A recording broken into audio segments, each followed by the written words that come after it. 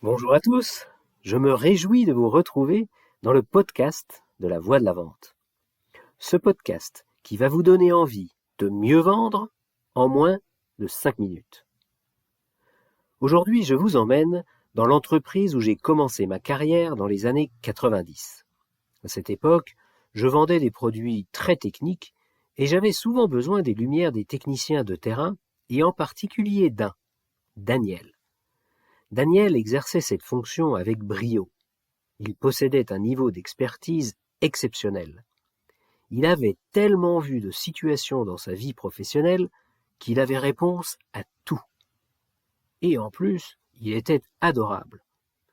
Il distribuait son savoir avec une grande générosité et il continuait sans cesse à le cultiver. Il passait son temps à développer de nouvelles applications avec nos produits et à trouver des combines pour les faire mieux fonctionner. Tout allait donc parfaitement bien dans le meilleur des mondes. Parfaitement bien, jusqu'à ce qu'un jour, un nouveau patron débarque dans la boîte. Il fourmillait de nouvelles idées. Il était doté d'un dynamisme hors pair. Et surtout, il arrivait avec de nouvelles méthodes de management. Et ça n'allait pas tarder à porter ses fruits, ou plutôt à porter le ver dans le fruit. Et c'est mon ami Daniel qui allait en faire les frais en premier. Après avoir rencontré tous les salariés et mené son enquête sur chacun, ce directeur prit une décision lourde de conséquences. Au fond, il n'avait pas de mauvaises intentions, mais il ne faisait pas vraiment dans la demi-mesure. Il décida donc de promouvoir au niveau de cadre mon ami Daniel pour bons et loyaux services. Sa nouvelle mission consistait à encadrer l'équipe de techniciens et à chapeauter les travaux expérimentaux de R&D. Sur le papier, belle promotion. Sur le terrain, un enfer. Daniel se retrouva à passer la moitié de son temps en réunion et le reste à calmer les conflits entre les techniciens qui profitaient tous de son manque d'assertivité. Ni moi ni personne n'arrivions plus à le joindre au téléphone tellement il était débordé. Et la distillation de son savoir dans l'entreprise partait en quenouille.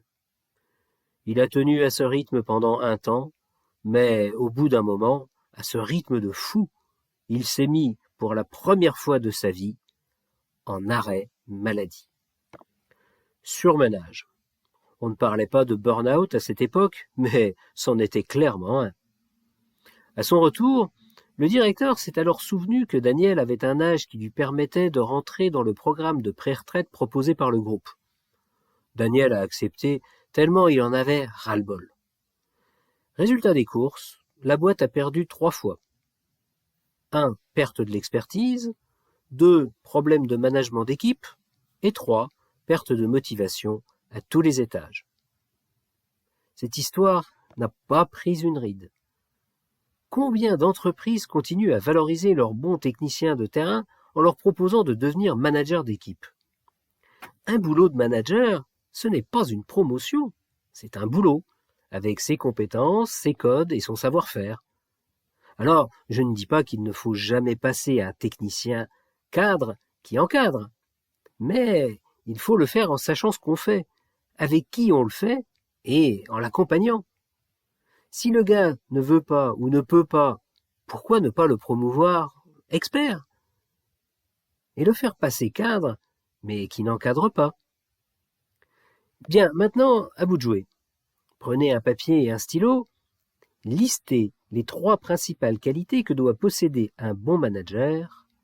Voilà. Sur ce, je vous laisse et je vous dis à jeudi prochain. À bon entendeur. Salut!